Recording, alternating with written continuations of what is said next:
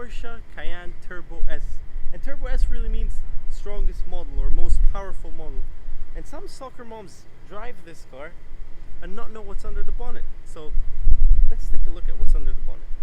This car comes with a 4.5 liter V8 twin turbo engine that makes 500 horsepower and 516 pound-feet of torque. It is all-wheel drive. And next up is the headlights. You get LED headlights, but I love the shape that comes from here. It kind of looks like, it's trying to, kind of thing. And you get this massive bumper. It starts all the way here and ends all the way down there. And it just comes all the way around. And you get massive gaps for airflow because, again, you have these very hard working twin turbos and a V8 engine that need as much air as possible. So that bumper really is there to only do the job. And obviously you have a tow hook in case you want to tow this car out of a bad situation, but I don't really think that this car would ever get in a bad situation, judging and giving how much power it has. Next up, you get 21-inch alloy wheels, pretty big, and you get massive brake pistons. Obviously this car goes really quick, so it needs to be able to stop just as quickly. And you get four-wheel independent suspension, and in simpler words that means that, let's say you're driving, let's say these are your wheels, okay? So, hi, my hands are wheels, and we drive over a pothole that hits the right side of the car. So instead of this happening, it's just gonna be this. So obviously it makes the ride a lot more comfortable, a lot better. Now coming around the back here, you see some obvious things. You have a spoiler, you have a brake light in the middle of that spoiler, but that kind of all makes sense because the car is powerful, so you kind of need some aerodynamical support. But there's one very cool feature. Now if you come down here and you take a look, it looks pretty normal, but Porsche put a hidden button over here. You press on that and you have this whole compartment would open up. So in case you want to toss something in there, it'll be a lot easier than having to do this. So yeah, pretty good thinking, Porsche. And the taillights. Now these things are doing a lot of stuff. So they're doing turn signaling, and they're doing braking, and they're doing reverse light. So I'm gonna give you guys an idea right now. This is turn signal, and this is brake light, and this is reverse. Next up, the exhaust tips. These things are massive. If you take a look at that, they're 100% real. There's no games being played here, and most of the time manufacturers nowadays, they just like to put stuff for show. So it's kind of all show, no go kind of thing, but this is 100% real and it sounds pretty good. You guys will get to hear that in a minute. Now coming inside here, there's one thing I want to talk to you guys about. The AC of this car when it gets older becomes terrible. Like, it is terrible.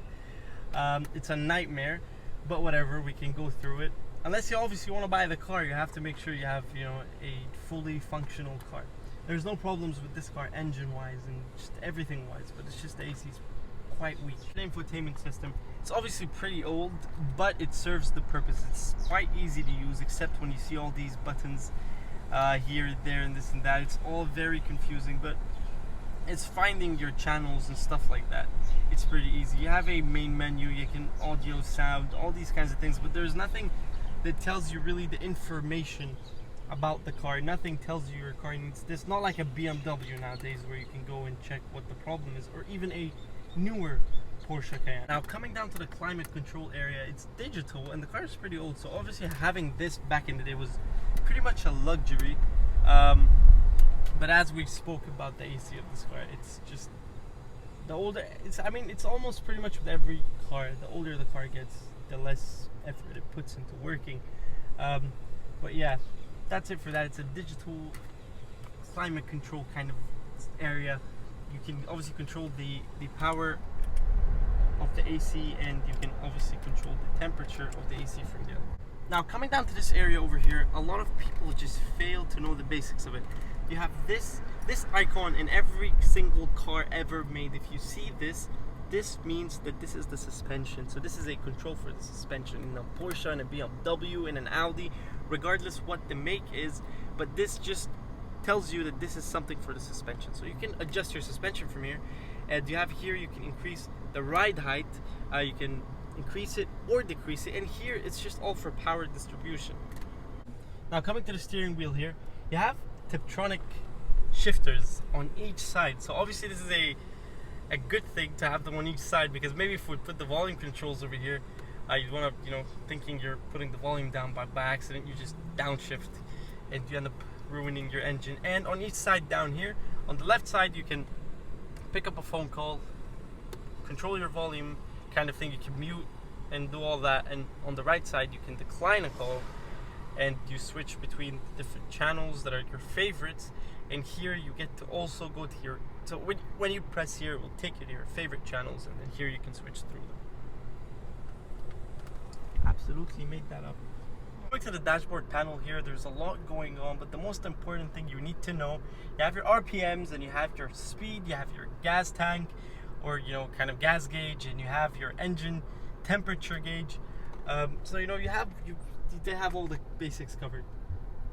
Okay, close. Alright guys, now we're gonna launch the car. Obviously there's only one mode, there's only drive, there's no sport. So we're just gonna put it in drive, put the brakes in, give it full gas, and off we go. The initial launch of this car is very strong. You get a very good kind of a throwback. You get thrown back. There's obviously a lot of torque and a lot of horsepower. Even though the car is pretty old, but the horsepower is still kind of, it's still kind of present. You can feel the presence of the horsepower, and you can definitely feel the car power of manually. So let's see. The car usually launches itself from second gear, but now we're in first gear. So we're gonna do the same thing. All the way brakes in, gas, and out we go. Wow, okay. The first gear is a lot tougher than the second gear, that's for sure. Again, a lot of power, a lot of pushback, but incredible power. Nice car, and Alright you guys, one more launch with the windows open. I don't know why I want the windows to be open, but it's just one more time. Let's go. Alright guys, I'm going to tell you why I wanted the windows open, because it was boiling hot in the car. But we did it anyways, but because of obviously all the wind, the mic wasn't working all that well. But the car is very, very powerful, and it sounds very, very nice. A lot louder and faster with the windows open. Okay, that's it for that, I guess. Alright you guys, I hope you enjoyed the video.